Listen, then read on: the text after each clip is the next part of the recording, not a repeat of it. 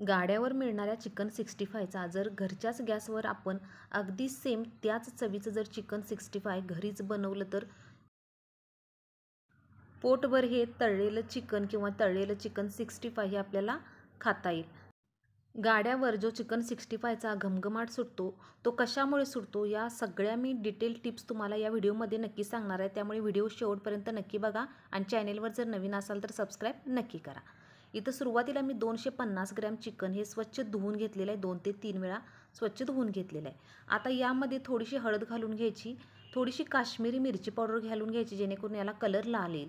त्यानंतर थोडंसं अर्धा चमचा तिखट घालून घ्यायचं, चवीनुसार मीठ, पाव चमचा धने पावडर घालून घ्यायची, पाव चमचा जिरे पावडर घालून घ्यायची आणि पाव चमचा आपल्याला चिकनचा मसाला घालून घ्यायचा आहे। त्यानंतर साधारण 1 चमचा आपल्याला दही देखील घालून घ्यायचं आहे। त्यानंतर अर्धा चमचा आलं आणि लसणाची पेस्ट घालून घ्यायची आणि 3 चमचे आपल्याला यामध्ये चिकन 65चा मसाला मिळतो तो आपल्याला यामध्ये घालून घ्यायचा आहे। तयार जो मसाला असतो तो 3 चमचे घालून घ्यायचा आणि याला क्रिस्पीपणा येण्यासाठी आपल्याला 3 चमचे मी इथं कॉर्नफ्लॉवर घालून घेतलेलं आहे आणि 3 चमचे आपल्याला मैदा घालून घ्यायचा आहे आणि आता आपल्याला हे छान असं एकजीव करून घ्यायचं आहे।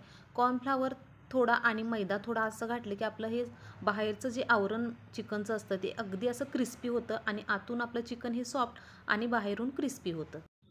गाड्यावर चिकन 65चा जो घमघमाट सुटतो तो सुटतो या पानामुळे, ती म्हणजे कढीपत्त्याची पाने थोडीशी हाताने 8 ते 10 कुस्करून म्हणजे थोडीशी कट करून आपल्याला यामध्ये घालून मिक्स करायचे आहेत आणि हे मॅरिनेट करण्यासाठी आपल्याला 15 ते 20 मिनिट किंवा वेळ असेल तर अर्धा तास आपल्याला मॅरिनेट करण्यासाठी ठेवून द्यायचं आहे। त्यानंतर तेल असं छान आपल्याला कडकडीत गरम करून घ्यायचं आहे साधारण अर्ध्या तासानंतर आणि गॅस आपल्याला मीडियम करून घ्यायचा आहे आणि एक पीस आपल्याला यामध्ये सोडून घ्यायचे आहेत। जर तुम्हाला वाटत असेल की तुमचं जर बॅटर घट्ट वाटत असेल तर तुम्ही थोडंसं पाण्याचा हात शिंपडून घेऊ शकता किंवा यामध्ये 1 अंड देखील फोडून तुम्ही नक्कीच घालू शकता, पण अंड देखील काही घालण्याची गरज नाही। जर हे तुम्ही अशा पद्धतीने जर बनवलं तर अगदी सेम गाड्याची चव आपल्या घरीच्या चिकनलाच येणार आहे आणि लगेच चिकन पलटी करायचं नाही, साधारण 1 मिनिटभर झाला की त्यानंतरच आपल्याला हे चिकन अलटी पलटी करायचं आहे, नाहीतर सुरुवातीला जे बॅटर आपलं चिकनला असतं ते बॅटर आपल्या चमच्याला लागू शकतं किंवा खाली कढईला देखील ते चिकटून बसू शकतं।